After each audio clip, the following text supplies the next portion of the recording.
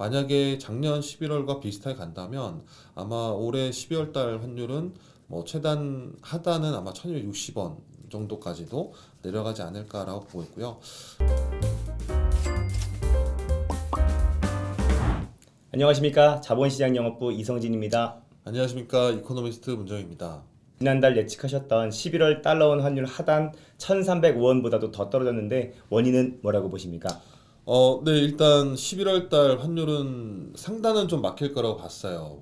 왜냐면은 일단 미국 금리가 좀 많이 올랐고 과도하게 많이 올랐다는 부분도 있었고 그만큼 미국 연준이 추가로 더 금리를 올리기 좀 어려울 것이다라고 봤었던 부분은 맞는 것 같아요. 근데 11월 월 초부터 미국 FOMC 회의가 있었고 빅 이벤트가 있었죠. 그 FOMC에 대한 시장 해석이 예상보다 좀 덜 매파적이었다? 뭐 매파적이긴 하지만 덜 매파적이었다라는 평가 때문에 미국 금리가 좀 하락했고요. 그리고 그 다음에 이제 14일 날 미국의 소비자 물가도 나왔는데 소비자 물가가 전월 대비 보합으로 나오면서 물가 상승 압력이 이제 거의 없어지는구나라는 평가가 좀 있었죠. 그러면서 미국 10년물 금리가 추가적으로 더 하락했습니다. 그 부분이 아마 달러 약세를 좀 크게 좀 영향을 미치지 않았나라 보고 있는데 미국 10년물 국채금리 10년물 금리가 월 초에만 하더라도 4.8%대 10월 달은 5%를 넘기기도 했었잖아요. 그러면서 달러 강세를 유발했는데 이런 이제 FOMC가 종료되고 고용과 물가가 예상보다 좀 낮아지면서 연준의 이제 긴축 종료에 대한 얘기가 나오면서 미국 10년물 금리가 11월 말에는 4.2%대까지 떨어졌습니다. 그러니까 월초 대비 한 60bp 0.6%포인트 좀 급락했고요. 저희가 1,305원 하단을 봤지만 실제로 이제 미국 경제 부진과 연준의 긴축 종료가 좀 더 강해지면서 환율이 1,280원대까지 좀 급하게 하락하지 않았나라고 보고 있습니다. 그럼 수석님, 12월에는 어떤 이벤트에 주목해야 될까요? 네, 12월 달에는 일단 월 초에 있을 파월 연준 의장의 토론에 참석이 있어서 의장의 발언도 중요하고요. 그 다음 주에 이제 미국의 고용 지표 8일 날 발표될 예정이고 11월 고용이죠. 그리고 그 다음에 13일 날 미국의 또 11월 소비자 물가 그리고 13일 날 그 주간이 되게 좀 많이 있습니다. 13일, 13일, 14일 그러니까 수요일, 목요일 날 미국 연준의 FOMC가 아마 가장 빅 이벤트가 될 것 같고요. 올해 마지막 FOMC이고 그리고 14일 저녁에는 영국 BOE 회의와 유로 ECB 통화정책 회의가 또 있어요. 그 다음 주 이제 월화죠. 일본 BOJ 회의도 있어요. 그래서 주요 선진국들의 통화정책 회의가 연이어 이어지기 때문에 결국에 이제 통화정책이 어떤 식으로 발표가 될 거냐라는 부분이 상당히 좀 중요할 것 같습니다. 그래서 뭐 가장 중요한 건 FOMC 회의가 될 것 같고요. 그렇겠죠. 이번 FOMC도 예상은 뭐 동결이 거의 97%뭐 동결이 우세하다라고 보고 있고 오히려 최근에 미국 장기 금리가 좀 많이 떨어졌잖아요. 경기가 좀 안 좋아지면서 그러면서 내년에 이제 금리 인하가 5월 뭐 6월부터 시작했다가 지금 5월로 좀 당겨지고 3월 인하도 많이 높아졌어요. 지금 벌써 3월 인하 확률이 48%까지 올라왔기 때문에 이제는 동결이 관건이 아니라 인하에 대한 얘기가 있기 때문에 아마 12월 달 주요국 통화정책 회의는 금리 동결 그다음에 과연 인하에 대한 신호가 나올 거냐 힌트가 좀 있을 거냐라는 부분이 아마 주목하는 이벤트가 되지 않을까라고 보고 있습니다.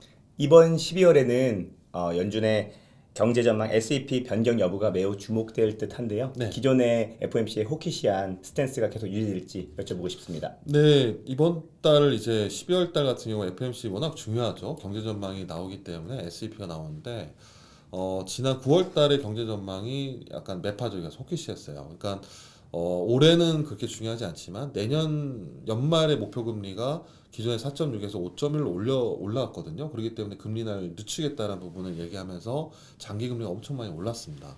근데 또 지금 장기 금리가 또 그 수준으로 내려갔어요. 그 FOMC 이전이 4.3이었거든요. 근데 지금 4.2%대까지 왔기 때문에 연준이 경제 전망을 호키시하게 하더라도 시장은 그렇게 보지 않는다는 거죠. 그래서 연말 정책 금리의 변동은 크진 않을 것 같다. 그대로 유지할 것 같다. 근데 그걸 시장이 그렇게 그대로 받아들일지는 좀 관건이 고민스러운 거죠. 이게 정말 맞냐라는 거죠.